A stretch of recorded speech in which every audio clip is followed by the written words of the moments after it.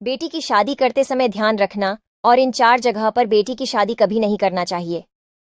पहला, अपनी बेटी की शादी ज्यादा नजदीक नहीं करना चाहिए, नहीं तो बेटी मौका मिलते ही मायके आने का प्रयास करेगी, जिसके कारण उसके ससुराल में तनाव की स्थिति उत्पन्न हो जाएगी। दूसरा, अपनी बेटी की शादी ज्यादा अमीर खानदान में नहीं करनी चाहिए, नहीं तो वो लोग आपकी बेटी और आपको नीचा दिखाने का प्रयास करेंगे, जिसके कारण पारिवारिक तनाव की स्थिति उत्पन्न हो सकती है।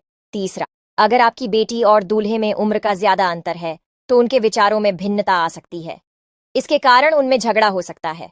बेटी और दूल्हे में 2 से 3 साल का अंतर होना चाहिए। चौथा, अपनी बेटी की शादी लालची परिवार में कभी भी नहीं करना चाहिए। ऐसा परिवार हमेशा ही आपसे कुछ न कुछ मांगते रहेंगे। आपको हमारा सुझाव कैसा लगा कमेंट में जरूर बताएं। ये ज्ञान की बातें याद रखना। नंबर 1, 18 से 25 की उम्र ऐसी उम्र होती है जिसमें आप अपने भविष्य को बना सकते हो या बिगाड़ सकते हो।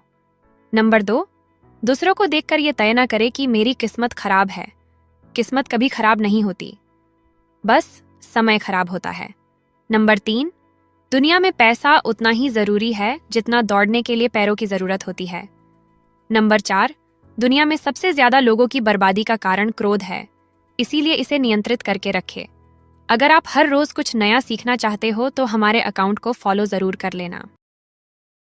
एक कड़वा सच है कि जब औलाद रोटी देने लग जाती है तो माँ बाप को डरना पड़ता है कि कोई बात अगर बुरी लग गई तो रोटी मिलना बंद हो जाएगी।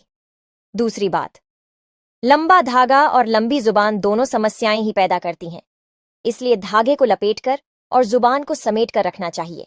तीसरी बात, एक औरत तब तक बूढ़ी नहीं होती जब तक उसका सुहाग जिंदा रहता है, और एक पति तब तक बूढ़ा नहीं होता जब तक उसकी पत्नी जिंदा रहती है। एक के बिछुड़ते ही दूसरा बूढ़ा होना शुरू हो जाता है, और यही जिंदगी की कड़वी सच्चाई है। औलाद के सामने माँ बाप को 5 काम नहीं करना चाहिए। जानने से पहले लाइक सब्सक्राइब जरूर करें। नंबर 1, किसी के बुराई और चोरी नहीं करना चाहिए। नंबर 2, खुद माँ बाप को आपस में या किसी दूसरे के साथ बहस लड़ाई, झगड़ा और मारपीट नहीं करना चाहिए। नंबर 3, दूसरों के सामने बच्चों का मजाक उड़ाना या चिढ़ाना नहीं चाहिए। नंबर 4, अपने बच्चों का तुलना किसी दूसरे बच्चों के साथ नहीं करना चाहिए। नंबर 5, बच्चों को ठेस पहुंचाने वाला कोई बात नहीं करना चाहिए।